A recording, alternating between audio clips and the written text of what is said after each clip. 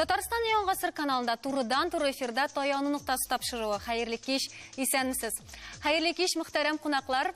Бүгенге студиябыз кунаклары безнең 2017 елның Тукай премиясе лауреатлары. Бик зур рәхмәт бирергә килүегезгә.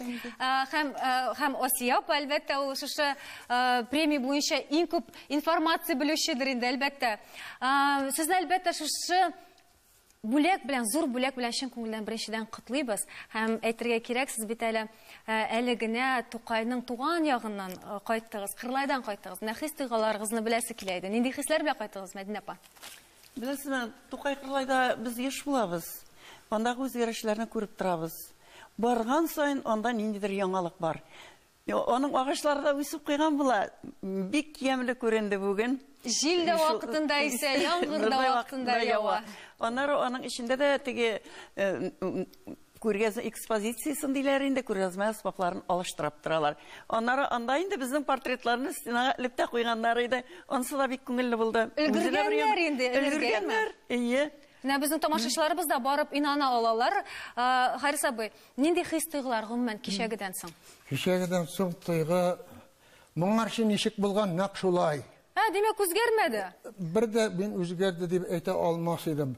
Инде мин әйтәм, зур шуп бүләккә лаек булгач, инде йоклый да алмам. Элеккедән дә яхшы йоклап, бүген иртән торып, беләсеңме Кырлайга барган хисләр. Без яңадан тудык. Менә бу абыстайлар минем белән бардылар. Безгә яхшы машиналар, зур дәрәҗәле кешеләр, язучылар арчага килеп җиткәндә менә күңелләр яшәрде. 2 яшь кыз шундый чәчәкләр тотып, анда яшь бабайларын да яшьләре була икән. Гармон уйныйлар. Гомердә дә биегәнем юк иде. Аларга кушылып мин дә биеп киттем. Менә бит Харис. Шундый мотор, глава администрация үзе килгән, Илшат исемле, бик беләем бер җегет икән. Алар белән бергә безнекеләр, кем? Разил Валиев, безнең газиз депутатыбыз, комитет рәисе безнең дәүләт думасындагы. Шул кадәр без Харис абый, илһамланып кайткансыз димәк. Бу юлысы бит сез анда гади туристлар кебек тә түгел, була ял итәргә генә дә түгел, сез инде дәрәҗәле Тукай премиясе лауреатлары буларак килгәнсез. Ягънилем истәдек истәүдә бик күп яңалыклар андагы Тукай музееның яңа экспозициясын анда безне әле кичә телевизордан күрсәттеләр. Алар безнең экспозиция. Без аны хәзер дә искә төшерәбез әлеге мизгелләрне, чөнки бу бит әле кичә генә булды. Розалина ханым, нә сезнең хис-тойгылар кичәге көннән? Бүген менә сезнең тапшыругыз Таяну нуктасы дип атала бит, әйме? Без татарлар ömür буе ниндидер идеалларга инанып яшибез. Ләкин тормыш безгә һәр вакытта төрле низахлар чыгара. Төрле сынаулар аша үтәргә туры килә. Менә шундый вакытта Таяну нуктасы кебек бу Тукай килеп баса. Менә минем бер шигырем бар, ул бүгенге көнгә актуаль яңгыр. Бүген кояш чыкты. Тукай дипме, нуры белән җиргә аранып, кара җирләр таш урамнар аша шагыйрь килә язга теренеп, гүзәл, даһи мәңге тире җитез акбузатлар җигеп ашкынып, беләсеман һаман чатнаганын уйларыннан татар башының җан бирергә торган чакта шулай чыралдында кинәт терелеп, көткән җавап булып Тукай килә, мәгънә булып ирек эрелек. Афәрин. Рахмат. Шуннан да бу безнең инде Тукай премиясе лауреатыннан шундый шигырьләрне беренче тапкыр ишетәбез бит әле. Бүген сез инде Тукай премиясе лауреаты буларак моны сөйлисез. Хис-тойгыларыгыз ничек соң, Розалина ханым? Көтелгән идеме? Ничек? Шулай анда беренче тапкыр булуым түгел. Ләкин бу комплекс миңа бигрәк тә якын. Әле Кырлай турында да түгел, мин турында. Премия турында әйтәм. Менә кичәге көннән соң. Премия. Бер көн генә ул бит әле хисләр сүрелмәгән. Премия ул әлбәттә зур бүләк тә, ләкин ул зур җаваплылык та. Чөнки без чыралдында менә шулай хәзер үзебез бөтен иҗатыбыз, бөтен сәнгатыбыз белән халык алдында килеп бастык. Бу бик җаваплы эш. Моны акларга кирәк. Ләкин бу стимул бирә, чөнки халыкның менә шулай итеп беренче тапкыр мәйданда җыелуы шул кадәр күп микъдарда халык күп, күңелле, бию, тантана, шигырь агылып тора. Тукай мәңгелек дигән менә шушында уйтуды, мин бик бәхетле. Тукайның дәвамчылары. Давамчылары, Асия апа, ничек уйлыйсыз? Барлык менә Тукай премиясе лауреатлары шулай җаваплы карыйлармы әлеге премияга? Менә мин иң әүвәле аларның һәр кайсын тәбрик итәм бу дәрәҗәле исем белән. Мин бу минутларда алар үзара сөйләшкәндә Тукайның үзен уйлап тордым. Моннан нәкъ 110 ел элек ул Казанга кайта Уральскидан, ашкынып, дәртләнеп, нурлы Казан, моңлы Казан дип парадта кайта. Менә сез әйтәсез әле безнең шәп машиналарда аның туган җиренә ул атта кайткан, ничә көн кайткандыр, дәртләнеп, моңланып, Казанда нурга күмеләсенә рухланып кайткан һәм заманасында аны ятимлектән елырга тырышкан, өйдән өйгә асрамага биргән гади гавам халкыннан аермалы буларак олы татар халкы Тукайдан халык шагыйре ясаган. Халык шагыйре. Һәм татар кайда гына яшәсә дә, Америкадамы, Австралиядәме, Финляндиядәме, Красноярский краендамы, бөтен җирдә дә Тукай исеме белән торып баса. Туган тел белән. Ул безнең рәсми гимн булмаса да, ул татар халкының гимны. Татарны башын идерә алган, бастыра алган бер Тукай гына бар. Шуңа күрә бу көннәрдә минем уйлануларым төрле, чөнки күп еллар дәвамында бу исемне дәгъвалаган бик күп кешеләрнең дәгъвачысы булып катнашырга пропагандалаучы дип әйтәм инде. Исемнәрен күтәрергә тырышып, чыннан да лаек икәнлекләрен дәлилләп, исбатлап, мин бүген бик шатмын Мәдинә апаның лауреат булганына, чөнки Сөембикә журналы аның исемен күтәреп юлламаларда язды. Нәкъ аңа тиешлеген дәлилләргә тырышып, чөнки ул озак еллар шушы журналда эшләгән кеше буларак һәм журналист, язучы буларак, әгәр миннән бүген сорасагыз, иң соңгы укыган китабың дип, мин Арыш тәмен укыдым, төне буе укыдым 3нче көн һәм Мәдинә апаның һәр романы кебек, ул бердән-бер романчы иделек. Хәзер инде роман язучылар бик күбәеп китте, ләкин ул чын романчы. Аның романнарында язучы белән журналист кушылганга күрә, үзәктә халыкның язмышы, иҗтимагый проблема тормаган бер генә әсәре дә юк. Лирикага гына күмеп тор. Ул әле дә сафтагы чын язучы. Мин аның өчен бик шатмын. Калганнарның иҗатын әле кулыма тотып өйрәнмәдем. Розалина Шаһиеваның белән иҗатын. Әле туысы белән өйрәнелмәгән. Әйе. Беләсезме, Венера туган? Менә инде беренче карашта Тукайның вафатыннан соң туганына 131 ел тулды, име? Так, 100дән артык ел үтте. Шул заманда Тукайны җан-тән иҗтиһад кылып өйрәнгән галимнәр, рәхмәт аларга.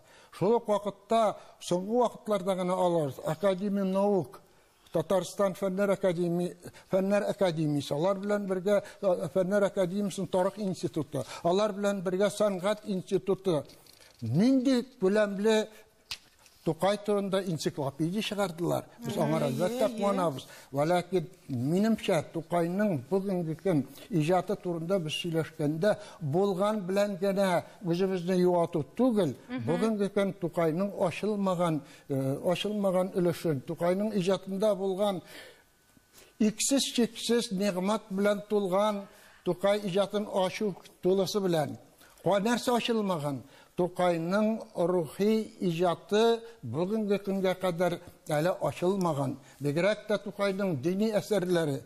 Алар коммунистик режим елларында гомумән яшерелеп килделәр. Хәзерге вакытта Тукайның дини иҗатын өйрәнү өчен кадрлар юк. Бушыннан да, Розалина. Минем әйтәс сүзем бар шулай ук. Тукайның менә әле тагын бер ягы, аны педагог буларак biz tәрбияви ягы biz аны уйламыйдык та улай берне. Менә минем кулыма бер китап килеп керде. Ул 2010 елларда язылган булырга тиеш. Юк, 1910 елларда, 15 елларда язылган булырга тиеш. Ошанда түгел. Аның елга башы Тукайның яңа кыраәт дигән китабы. 1909 елны ул менә шундый китап яза, балалар өчен тәрбия китабы. Анда дини шигырьләр бар аның. Менә аның рухи тормышын актуаль. Чөнки тәрҗемәдә яңа дәреслек Пәйгамбәр дигән шигырьне искиткеч. Ул авыл тормышына багышланган шигырьләр. Ул бит авыл шагыйре. Әлбәттә, ул теге шәһәргә дә бәйле, ләкин ул авыл тормышының бөтен нечкәлеген, бөтен гүзәллеген, аның бөтен нигъмәтен ача бит. Аннан соң аның тагын Мөхәммәдия мәдрәсәсе өчен язылган әйбер дә бар. Менә бу әйбердән без белмидек. Менә яңа кыйраәтне ул яза 24 яшында. Кем безнең арабызда шундый менә тәрбияви китаплар иҗат итә? Яшь килеш. Һәм тагын бер әйбер менә сез хәзрәт әйтергә. Дини иҗаты ул иксез чиксез нур белән сугарылган нигъмәт дип әйтер идем. Менә карагыз әле. Менә бөтенесе турында да безнең бүген тапшырыбыз таяну ноктасы. Тукайның таяну ноктасы нәрсәдә? Без бәлкем шуңа да игътибар биреп китәрбез. Карагыз әле. Тукайның иҗаты 7-8 ел, бөтен гомере 27 яшь. Менә шушы вакытта нинди философик, нинди фәнни нәрсәләрне ул нәрсәләр белән сәяси нәрсәләр күтәрә. Тукай ул иксез-чиксез нур. Шул җөмләдән бер генә фикерне әйтеп китәм. Нәрсә дип әйтәм? Дин ва фән. Менә шулай. Дин ва фән аерылырга тиеш. Бик күп яздә күп авыллар яктыра. Күктәге пар, тату йылдыз кеби дин белән фән тора. Бу ике дус берсенә, чөнки берсе тиң, тәгълимнәре дә бер тигез, берсе дөнья, берсе дин. Ягъни Тукай схоластикадан, фанатизмдан котылу ысулларын яшь башы белән изли, һәм уларны таба, һәм безгә җөмләләре белән насихат итеп калдырган. Дин, фән бергәлегендә генә кеше гафиллектән уяначак. Бүгенге вазгыятькә кайткан вакытта, әлбәттә, бихисап безне тәрбияви эшләр үткәрелә. Бихисап симпозиумлар, төрле очрашулар, түгәрәк квадрат стәлләр, телевизия Казанда, телевизия Мәскәүдә, һәр җирдә үткәрелә. Ничек аны бүген нәтиҗәсе? Ничек безнең бүген рухи баткаклыктан чыгу? Моның өчен фақат Тукай әйтеп калдырган нигъмәтне бәндәнең бәгыренә җиткерергә. Ничек? Мәктәпләрдә дин, мәктәпләрдә фән ва диннең бергәлегенә ирешергә. Нинди ысул белән? Менә булса, кичкенә генә без туктап калыйк. Менә бу Шушы Мәдинә апа. гадәттән тыш мөһим. Халыкның яшәеше өчен, тормышы өчен. Ләкин минем өчен Габдулла Тукай иң беренче хисси юлдаш кешенең гомере буе. Аның хисләрен менә чагылдырган, аның хисләрен уртаклашкан, аның хисләрен белдергән, тойгыларын белдергән шагыйрь ул, шундый даһи кеше. Менә минем телем минемчә Тукай шигыре белән ачылгандыр дип уйлыйм мин. Әнкәем миңа Тукай шигырьләрен өйрәтте, телем ачылуга өйрәтте. Мин бала чактан аның балалар өчен язылган тәле күбәләк, бер сөйләшик бергәләп, менә шуннан өйрәнә башладым. Аннары үсә төшкәч, мин аның суанасы, шүрәле паймалардан, сәхнәләрдән шартлатып укый торган идем. Аннары менә Мәдинә туган, бүгенге көндә менә шартлатып Тукай шигырьләренең, рухи шигырьләрен уку мәктәпләрдә бармы? Бар, алар бар. Мәктәпләрдә Тукай шигырьләрен өйрәтми мөмкин түгел, дәреслекләрдә бар, алар өйрәтелә. Татар мәктәбен бетергән һәр бала Тукайны ярата, сөя, укый. Моның әле agar da 100%'a salabız eken mekteplərdə Tokay'nın 10% qına ülüşün icatını Şul Haristan boy anın bitkişiler şulğuna deb uylay. Mektepte barısında öyrətilir deb uylaylar. Min fikrimle devam eteyim hele. Min başlayan fikrim mına mınday.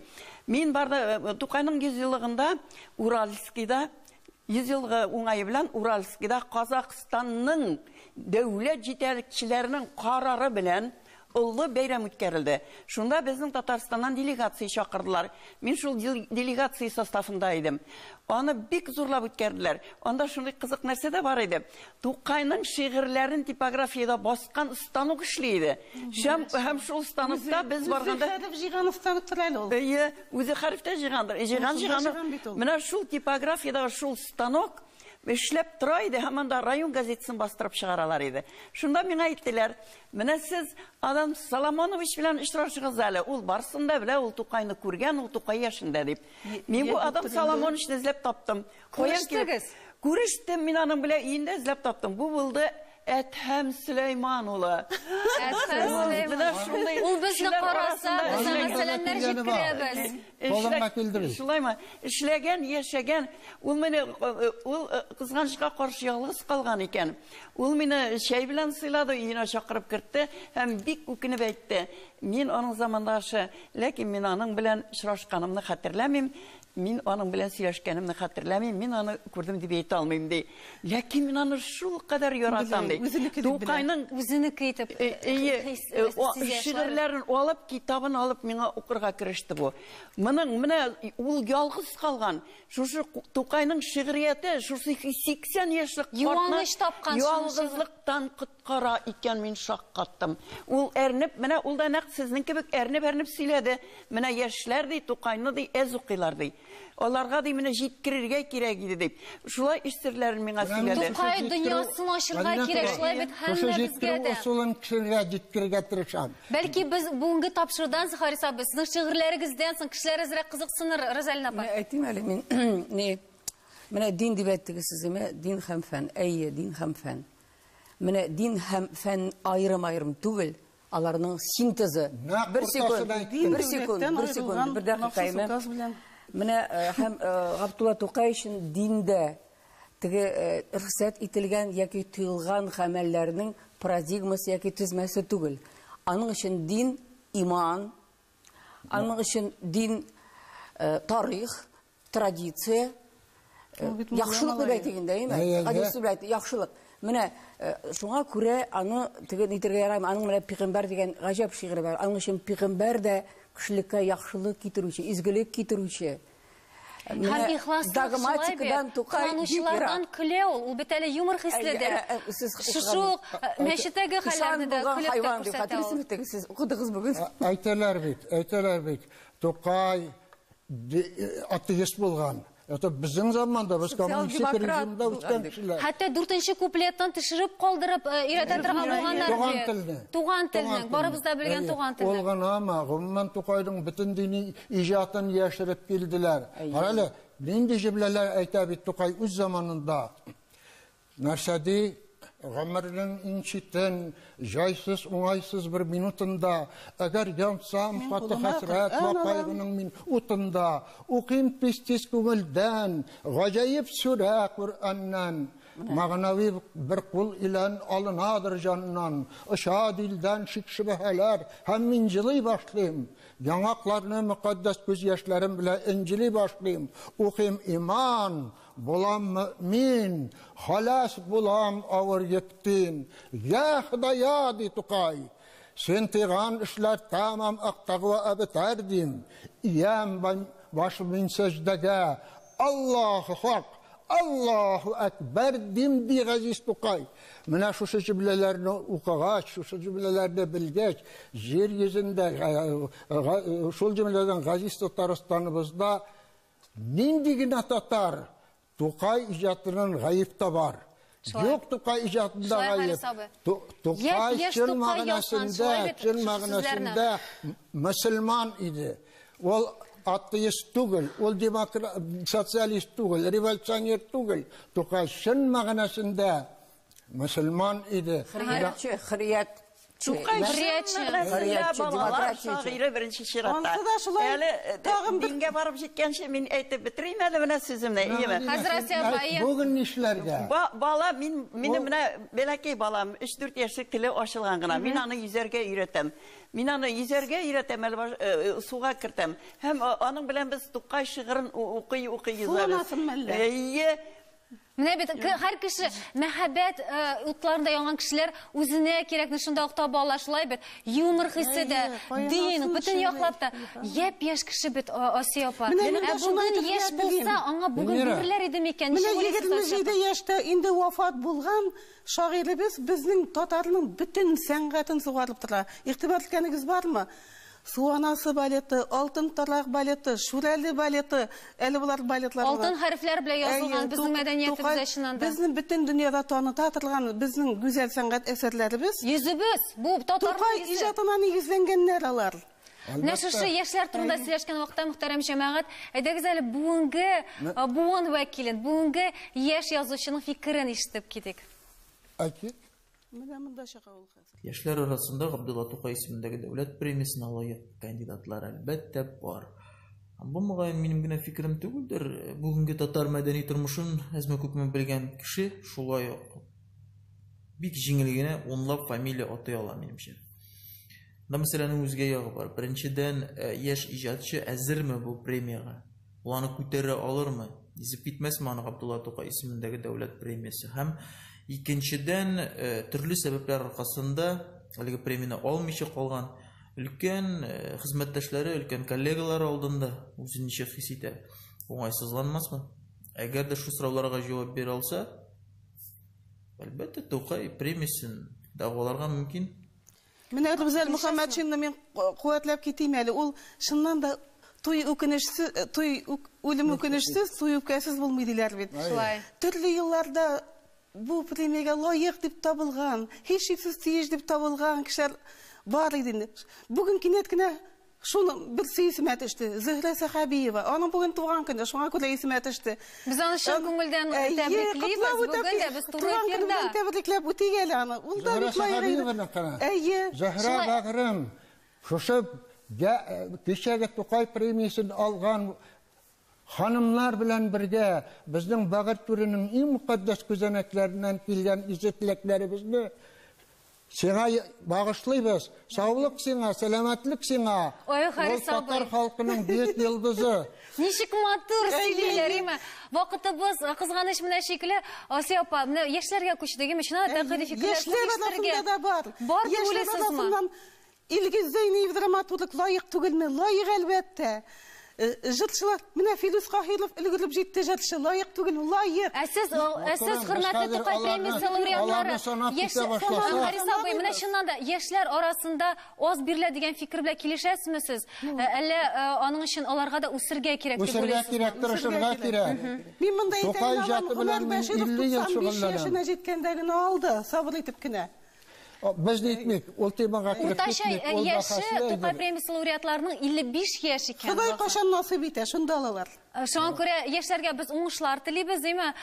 Бүгенгесенә инде бүгенге көнгә килгәндә без менә Асия апа Татарстан дәүләт бүләге шушы премияга лаеклы кешеләрнең менә чит илләрдә яшәүчеләрне игътибарсыз калдырмыйбызмы? Ничек уйлыйсыз?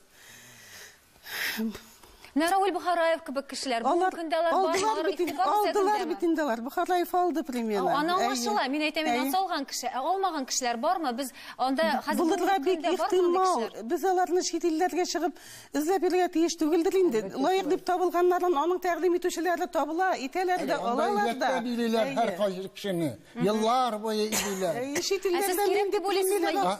Менә Венера туташ әйтеп китим әле, менә кичә президентыбыз бик матур итеп әйтте. Моннан ары без һәр вакыт шулай элек опера театрына килеп, тантаналы кичәләр үткәрелми иде. Шигырь бәйрәме шунда тышкы якта һәйкәл янында бик күңел аша идек тә таралыша идек. Хәзер менә быеллы залга җыелып башта тантаналы өлеше була. Хөкүмәт тулы составында килгән, президент үзе килгән. Кемне күрергә теләсәң шул бар иде. Зурлап килгәннәр. Димәк, ел вакыйгасы хәзер Казан өчен, Татарстан өчен, халык өчен Тукай көне ел вакыйгасы безнең хәзер. Без әлеге мизгелләрне яңартабыз. Бу кичә булган вакыйгадан мизгелләр. Ничек уйлыйсыз, хөрмәтле җәмәгать?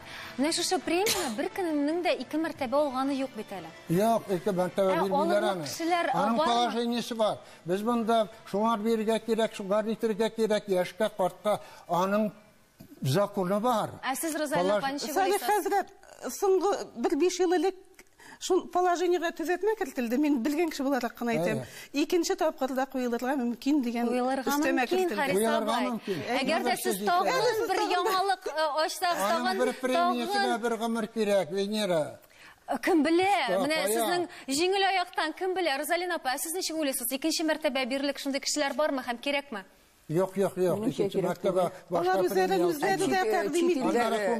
Чит илләргә милләтпәрвәр үзебезнең диаспора ниләр турында, шәхесләр турында сүз барганда, монда инде ватанда, безнең ватаныбызда үзебездә яшәгән, иҗат иткән бөтен тормышын безнең менә шушы мөхиткә багышланган кешеләрнең иҗаты безгә кадерлерәк. Кадерлерәк дип уйлыйм. Аларның үз премияләре дә бар анда. Бәрбез бүген Тукай турында гына сөйләп, Мин бердә әйтә алмыйм үз фикеремне, беләсезме? Икенче мәртәбә бирү кирәк микән дип уйлыйм мин. Менә мин бөтен гомерем буе хезмәт иттем, иеме? Миннән бәхетле кеше юк бу көннәрдә. Мин уйлыйм ки, менә бу язучы ирешергә мөмкин булган иң югары нокта, бәхетнең иң зурысы. Аны тагын кабатлап торсаң, ул инде аның кадере дә кими башлый ничектер. Ул менә бер мәртәбә генә премияларга ике гомер андый сәгатьләр, андый минутлар, андый көннәр кабатланмый, һәм ул кабатланырга тиеш тә түгелдер дип уйлыйм мин. Әгәр дә кеше иҗат итә икән, башка премиялар алсын. Ниде Россиядә дәүләт премиясын алсын, Нобель премиясын алсын ул. Яңадан кат-кат Тукай премиясын алмасын, алсын югарыракны. Мәдинә апа, сезгә бер сорау. Сезгә кайсы кадерлерәк булыр иде? Нобель премиясымы, Тукай бүләгеме? Миңа бу очракта Тукай бүләгеннән дә зурысы юк. Дөресен генә әйткәндә. Менә шулай. Минем бәхетем Нобель премиясе ул Тукай премиясе. Шуннан да бу үзебезнең Тукай премиясе чагыштырырлык та түгел. Менә язучыларга күбрәк бирелә диләр бит инде. Моның турында шулай ук сөйләшләр. Ә ул 3 кешенең берсе генә язучы булып чыккан икән, Асия апа. Һәм менә димәк гадилсез рәнҗетәләр булып чыгамы? Я булмаса башка өлкәләрдә начаррак эш алып баралармы? Мин гомумән шундый Ачышлар җитми димәк безгә башка өлкәдә. Шагыйрь премиясе. Шагыйрьләргә ел сайын булырга тиеш дип тә уйлыйм. Ел сайын бер шагыйрь алырга тиеш дип уйлыйм. Чөнки безнең шул кадәр шагыйрьләр ала бит Асия бәгърем җаным. Шагыйрьләребез шундый көчле. Безнең әдәбиятта да татарларда кебек зур шагыйрьләр юк. Без шагыйрьләр әдәбияты. Шагыйрьләр Минем менә хәзер бу нине безнең бу сөйләшүне үзгәртәсем килә бераз. Чөнки без теге эчке технологиягә кирип киттек. Бүген инде без бар яклап та эмоциялар монда хәрәкәт. Әйдәгез әле Тукайга кайтыйк име? Мин тагы бер ике нәрсә. Хәзер Розалина апа. Мин сездән соң укырмын. Бер шигырь укыйм да, шуның белән мин үзем чыгышымны тәмамлыйм. Тукай үзенең иҗатында бер ялгыз түгел иде.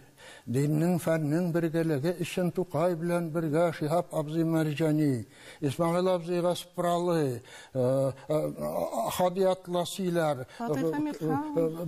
барлык булган татар дөньясының бәһә җитмәс әһелләре dinning fənnin birgəligi өчен җантан иҗтихад кылдылар. Хәзер битерәм.